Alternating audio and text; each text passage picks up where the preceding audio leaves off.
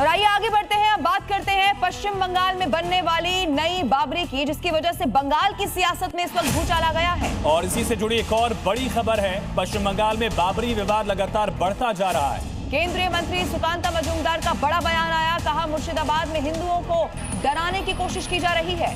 अगर मस्जिद बनी तो राम मंदिर भी बनेगा। राम मंदिर को लेकर भी यहाँ पर ऐलान किया गया कि अब राम मंदिर भी मुर्शिदाबाद में हम बनाएंगे। ये पूरा बवाल तब शुरू हुआ जब हुमायूं कबीर की तरफ से ऐलान किया गया बाबरी 6 दिसंबर के दिन यहाँ पर बनाई जाएगी।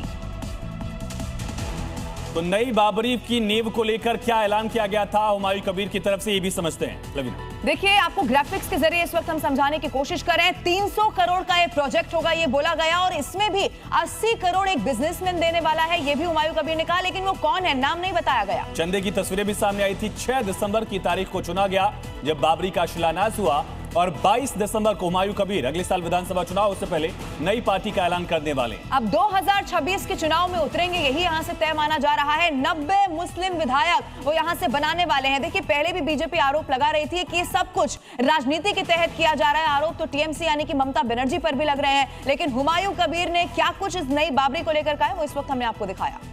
मुस्लिम लोगों का इमोशनल है, आवेग है, वो आवेग को वो दे दिया, उनको सुरक्षित रखूंगी। मेरा 2 महीना बाद मेरा जो प्लान बन चुकेगी, तो उसी टाइम सारे प्रोग्राम शुरू होगी।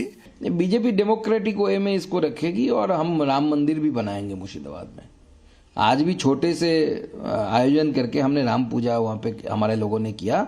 आगे आने वाले समय में भव्य तरीके से राम मंदिर का शिलान्यास होगा।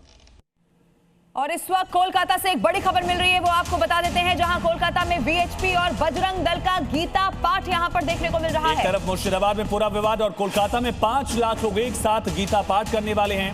इसमें बागेश्वर धाम के पीठाधीश्वर कथावाचक धीरेन्द्र कृष्ण शास्त्री भी शामिल होंगे। कोलकाता के ब्रिगेड परेड ग्राउंड में इसका आयोजन होगा, तैयारियां इसकी पूरी हो चुकी हैं।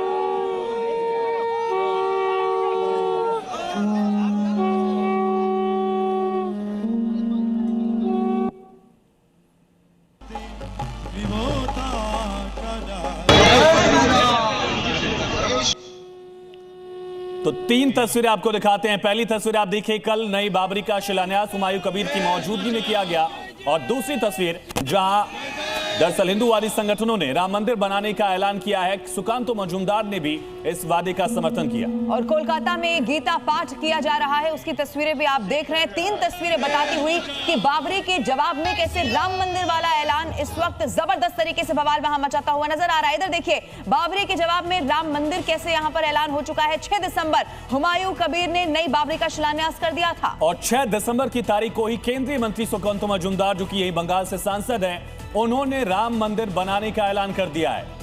और 7 दिसंबर यानी कि आज धीरेन्द्र शास्त्री, वीएचपी, बजरंग दल का ये गीता पाठ होने जा रहा है, जिसकी तस्वीरें हमने आपको दिखाई। बड़ी तादाद में वहां पर लोग पहुंचे हुए हैं, शंखनाद उसका हो चुका है, तैयारियां इससे पहले ही पूरी कर ली गई थी। यानी कि कल जो नई बाबरी का शिलान्यास हुआ, उसी के जवाब में ये राम मंदिर वाला ऐलान किया गया। आयुष, बिल्कुल 5 लाख लोगों की संख्या यहाँ पर मौजूद है। शंखनाद, मंत्रोच्चारण की ध्वनि की गूंज लगातार सुनाई दे रही है, और धीरेन्द्र कृष्ण शास्त्री की मौजूदगी में यहाँ गीता पाठ का आयोजन होना है।